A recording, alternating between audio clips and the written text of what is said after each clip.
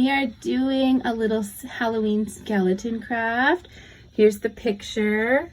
Maverick's starting. We separated all our pieces. This is a really hard craft because there's a lot of pieces.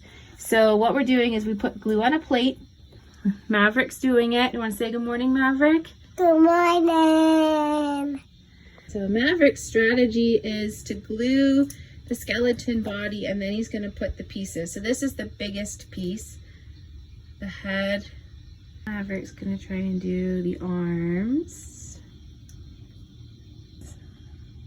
And he's got to try and figure out the bones. And he's not doing them exactly like the picture, but that's okay because they seem to be fitting okay. And they look really good. And the feet going on. This week too. Ooh, one bone left to put on. His head.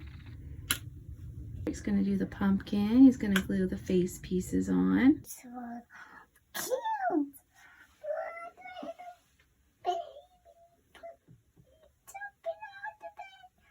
Maverick's gonna do the cupcake because it's a birthday skeleton. Because Miles is a Halloween baby. Maverick has his cupcake on there.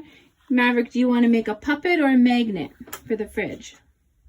Here's Maverick's skeleton. He did amazing.